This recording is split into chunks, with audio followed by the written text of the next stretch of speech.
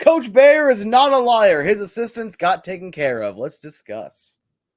You're Locked On Coyotes, your daily podcast on the Arizona Coyotes, part of the Locked On Podcast Network, your team every day.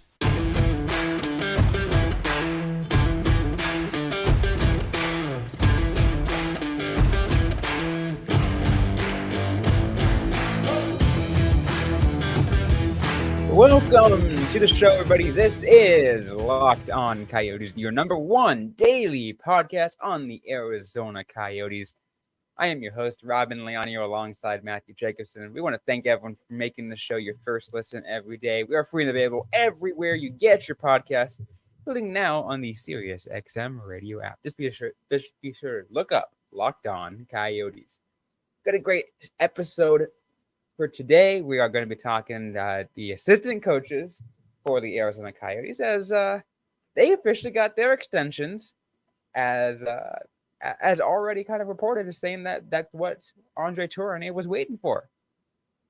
Yeah, and well, like we said before, Craig Morgan, when the story originally broke that the Coyotes were essentially, the deal was done with Tourigny, but they were just kind of waiting for these deals to be in place for his assistant coaches. He signs on the 23rd, and just looking at the article dates real quick, the very next day, one of his coaches signed. The day after that, another coach signs.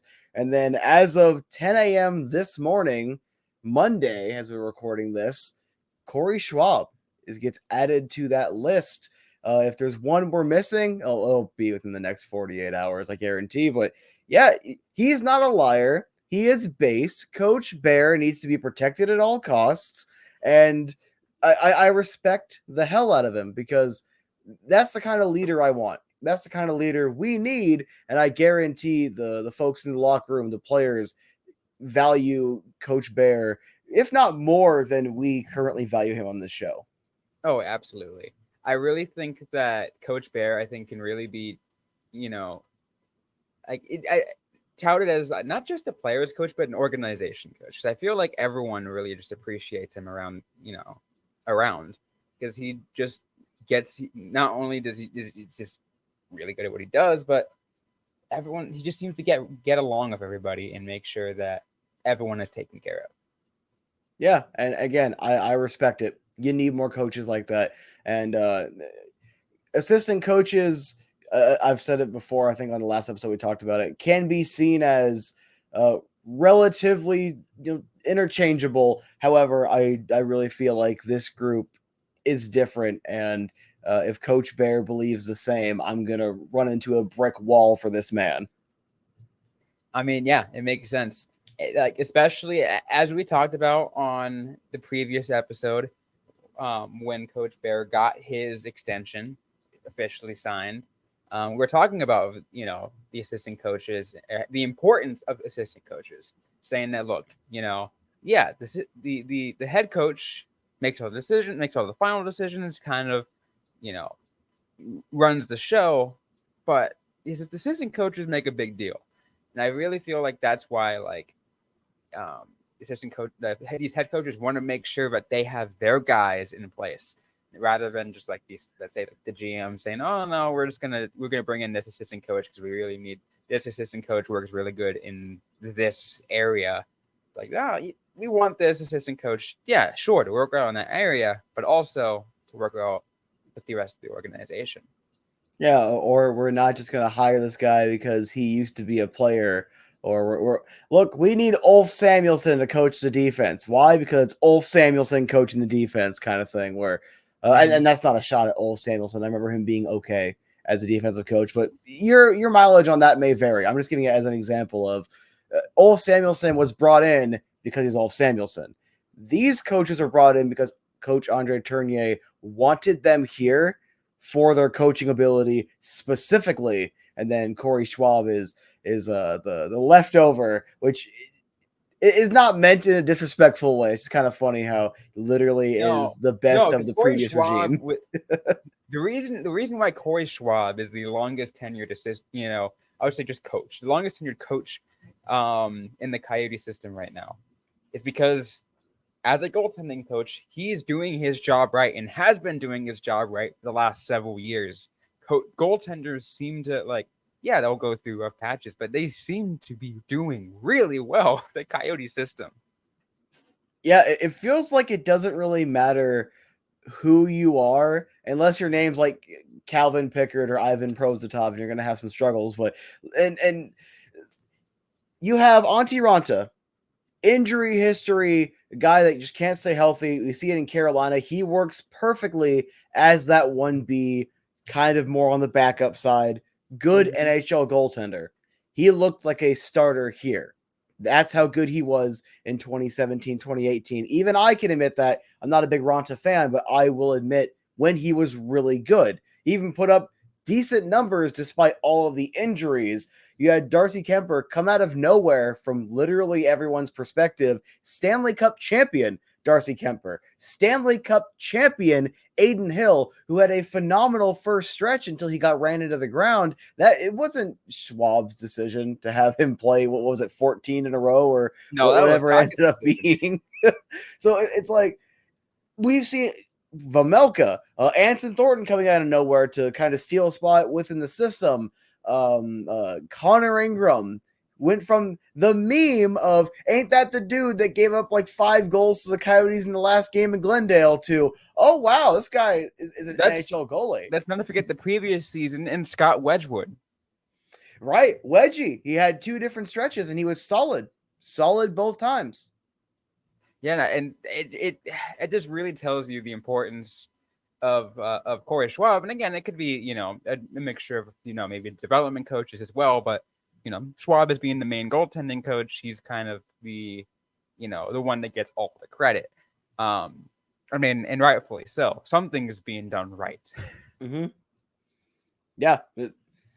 Well, did we have these results with any other goaltending coach? All right. We've had, one truly elite season of Mike Smith and then some solid numbers, some solid performances as it was tapering off. We had Ilya Bryzgalov come out of nowhere for about a year and a half, 2 years was his big stretch of being really good. Maybe a little longer depending on what your definition of really good is. Like that. He was there for the first, I think, 2 playoff runs, and then we switched it over. So it's like you had pretty solid stretch. Let's say 3 to 4 years, just in case I said the incorrect number. We've had solid backups like Michael Telquist was not a bad backup. Jason LaBarbera, love Barbs over here. Devin Dubnyk. We've had a pretty solid history, but any of those other guys I just mentioned, you're going to remember Mike Smith, maybe Bryzgalov. You're not going to remember anyone else that came out of the system. You know who Antti Ranta is. You know who Darcy Kemper is. You now know who Adin Hill is. You have to know who Karel Vamelka is. It's just different.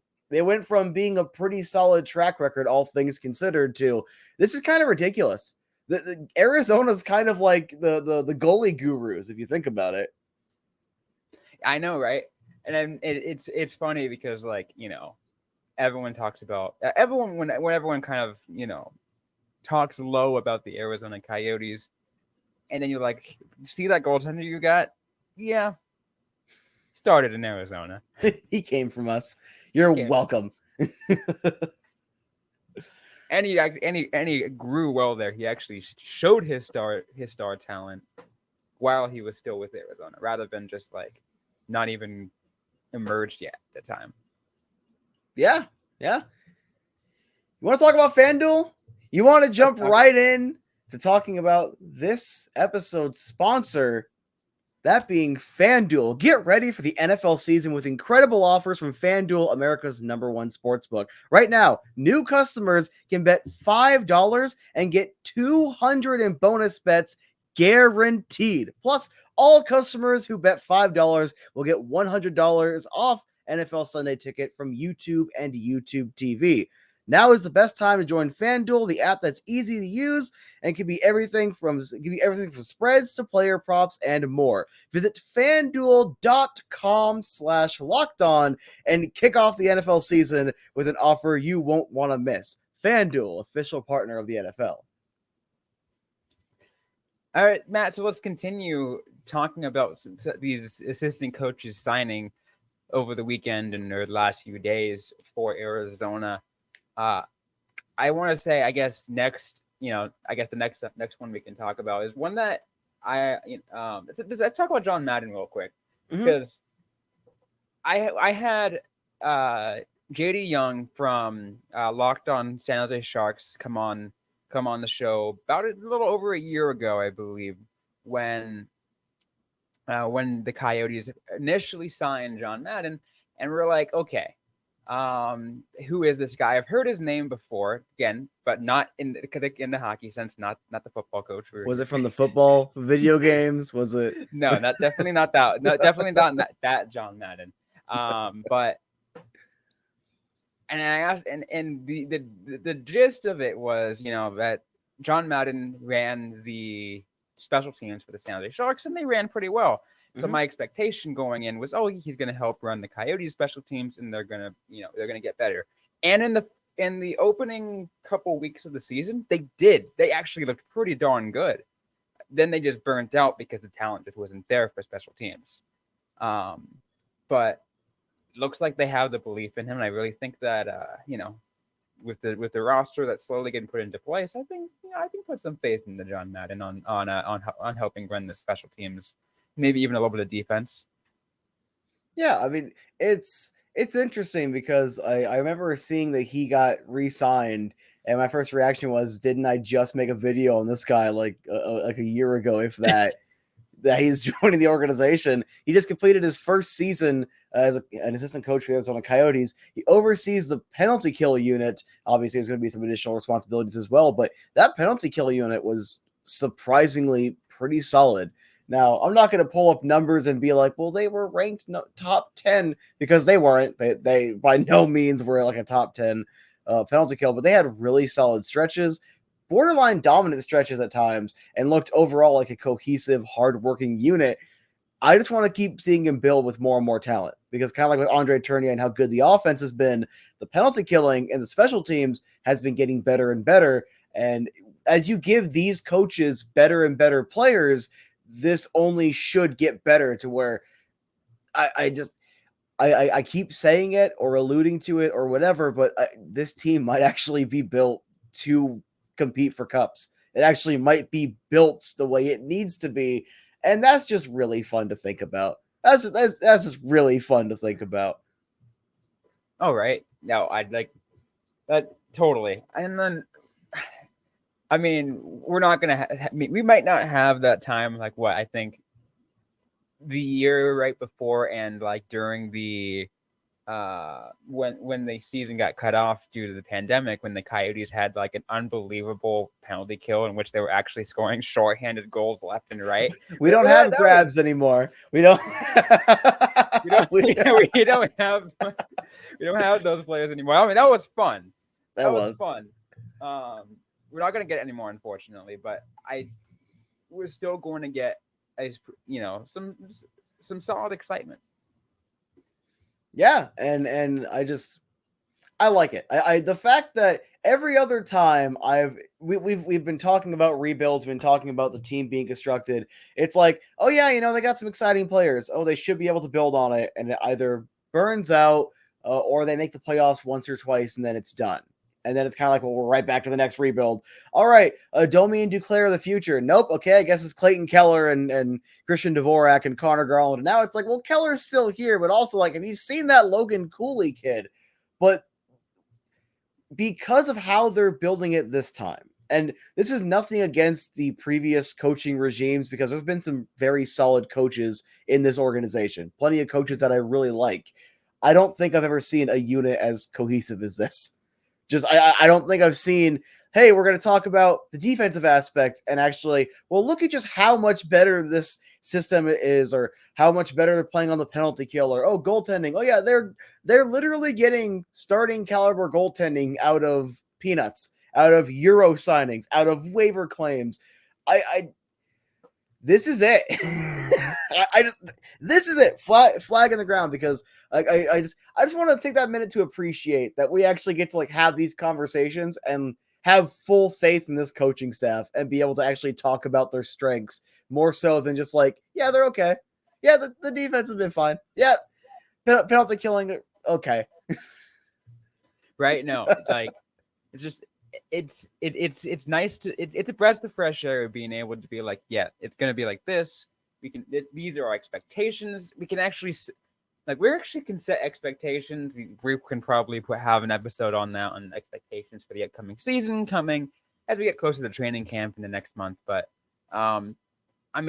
just to put it short though, like we can actually have those set expectations though, rather than just like, yeah, because we're not just like, well, Bedard. We're not like, all right, shite for right. Let's be bad for Bedard. Like, obviously, we want a top 10 pick this year, maybe top 12, and it can go down a little bit more. But they're not going to be a playoff team.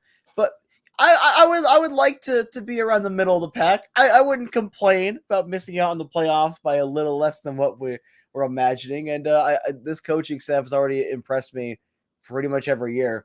They squeezed 25 wins out of a team that one of the realizations the offseason that Louis Eriksson was going to play for this hockey team, or first line center Travis Boyd. And we're not trying to pick on Travis Boyd. That was one of the funniest things to ever get to experience in real time. We don't know how it worked, but it did for some reason. It made no sense, but it did also at the same time. It was stupid season for the Arizona Coyotes, but it was hilarious. It was awesome. But it kind of feels like a hangover. Like it kind of, it's like, oh yeah, it's like you're about to get kicked out of your apartment in a week because they're playing the last year at Gila, and it's like, all right, well, let's just throw everything at the wall and see what happens. We'll make plans later. As soon as we got to move our stuff, then we'll have something in place. But for right now, we're just gonna party.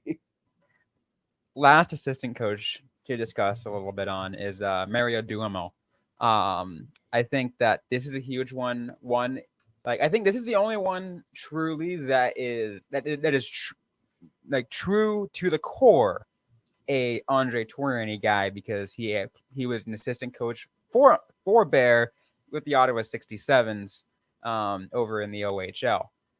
So they have that close connection, and so Bear knew exactly what to expect out of Mario Duhamel, and that is being able to generate a solid offensive unit. And I think that was huge. And I'm just looking at it like the Coyotes look at what a lot of these players have done right in the last couple of years in terms of offensive production. Clayton Keller, Nick Schmaltz, Lawson Krause, Shane Gostisbehere, a lot of these players offensive production just all of a sudden went up. You're like, what the hell? Where did these players come from? Yeah, because Coach Bear is really good offensively, and he looks at Duhamel and is like, that you're pretty solid with the defenders, and then you see Gostisbehere go from being someone that was seen as borderline not an NHLer to a pretty damn good top 4 defenseman, revitalizing his career here. I saw decent performances out of guys like Josh Brown that no one was expecting. Even Patrick Nemeth did not play terribly last season. Wasn't great, but for someone that you just grabbed as a cap dump, and that's not even mentioning how good was Juuso Välimäki throughout stretches. When Välimäki was in the lineup at the very beginning of the season, I mentioned it on a couple of reports where it was the defense, the unit felt flat at the very beginning of the season. And then the few games in Canada where Välimäki got to play, it just felt like it started to stabilize. And then what about Janis Jerome Moser? What about this kid? JJ Moser has been fantastic, and I think this is a perfect example, because we're talking about what he did. Duhamel's time again. Like I said, he was an assistant to a Tourigny in the OHL, so he knows how to work with young kids. And Moser was an overager when he came in, but he's still young. On the younger side for NHLers. So it's like, all right, he knows the right system. He knows what Duhamel knew what works, especially again in trying to build the offensive production of the defense. Plus, also not only that, but just help this defense overall. Yeah, because the unit just has been looking better. Even guys like Victor Soderstrom struggled a lot. Yes. Down the stretch, this last time up, if you watch how he played, not just he's not putting up points or something because he wasn't shooting. He took a couple shots, but he wasn't really shooting. He was moving the puck smart, very good to see, but it was also improving his positioning. And Janis Moser, just to pivot for a second, Janis Moser is probably the best defenseman defensively when it comes to body positioning, just knowing where to be, knowing how to get his stick in lanes. He doesn't block shots quite like Z, but he is probably the best defensive defenseman I've seen since Z, and he has more offensive upside than I remember Z having. Then you pivot back over to a guy like Soderstrom. If they can keep developing him along, that could be a solid pair. I am convinced Soderstrom was drafted to play with Oliver Ekman-Larsson. I would not be surprised if they can get enough out of Soderstrom for him to pair with Moser, and Moser legitimately could be a number one defenseman. All right, the offense is there when it needs to be, but I'm just talking about pure defensive game. I think this kid is excellent, and if you can continue to build the extra defensive depth around him, and I think the coaching staff has already shown they can do that, just with how well they've gotten veterans to buy in, waiver claim guys, trade guys, minor league guys. You're seeing improvements, and even though it's not a top 5 or top 10 defense, it's not, the fruits of the labor aren't quite there yet. I have so much faith in the defense under Duhamel that I just. And let's remember the defensive unit is part of a rebuilding team. So there's a lot of youth in there in which there's going to be a lot of inexperience, right? Yeah. A lot of inexperience that we saw for the last couple of years, definitely. That, we saw the holes that were there and the inexperience, but over time they did get better. And like you said, they're definitely not a top 5 defensive unit. And I don't expect them to be a top 5 defensive unit this next year, but they're continually getting better. Yeah, and it's going to be interesting to see where the ceiling is, because if Sean Durzi can fix up his defensive inefficiencies, and there's, from what I've been able to gather listening to people that know his game a little better, there are a lot of holes and inefficiencies in his game, but he's really good offensively. I would, like I said, I said it before, I'd pair him with Moser because Moser's excellent defensively, and I think that might help him. But even if you pair him with a guy like Valimaki, decent little bit of offensive depth, but also sound defensively. You could probably pair him with Stetcher, who's also sound defensively. I just, that can be someone that's a top 4 defenseman moving on with the core. Maverick Lamoureux, when he's ready, he has the tools to go wherever he wants to go in this league. I cannot wait to see Duhamel work with him. And work with him more and more closely as he works his way up in the system. We have guys like Duda and Simashev, and I know I'm forgetting at least one other solid defensive prospect we have in this system. This defense is probably going to look unrecognizable to an extent in a couple of years, and it's probably going to be even better.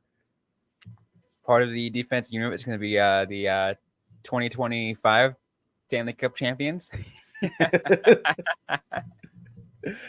When are we getting our Cale Makar? When are we getting our when are we getting our all-star defenseman? But I don't know.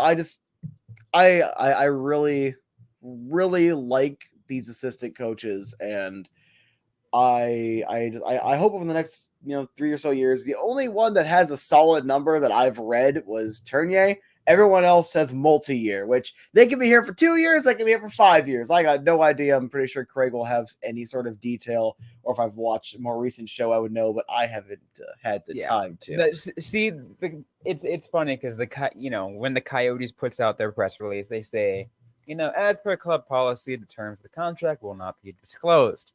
And about 30 minutes later, a reporter, whether it's Craig Morgan or a national reporter, tells us the details. Oh, this is what it is. Elite prospects will have it. Cap friendly will have like these like websites that are operated by enthusiasts will have that information. So I don't know why they still say per club policy. Like, just drop the club policy. We're not asking if they got like a video game study clause like Kyler Murray. We're just asking if it's like 3 or 4 years. That's all I want to know. It's like the similar to the Sand Club policy where it's like, oh, X player suffered an upper body injury or lower body injury. Like, what does that mean? He's playing without a head. He got decapitated. That's an upper body injury. Anyway, let's Any rein this final back in thoughts here. before we close things off? I am just left feeling optimistic. I'm incredibly confident in this coaching staff, and I don't want to be any closer to 30, but by the time I'm 30, we're gonna have a very competitive hockey team. Oh, 100%. I really can't wait to see what that's going to look like. But that's going to be it for today's episode of the Locked On Coyotes podcast. If you like what you heard, don't forget to leave a review, like, comment, subscribe if you have yet to already. We are available everywhere you get your podcast, including on YouTube and the SiriusXM radio app. Don't forget to interact with us on social media. We're on Facebook, facebook.com/LockedOnCoyotes, and on the app formerly known as Twitter, at LO_Coyotes. I'm personally at Robin_Leonio. Matthew Jacobson is at the AZ Sports Guy. Interact with us, ask a question you might have. We might interact right back or in a future episode of the Locked On Coyotes podcast. Thanks again, everyone, for listening to today's episode. Hope you guys are staying safe out there. Hope you guys are staying healthy. And don't forget to howl on.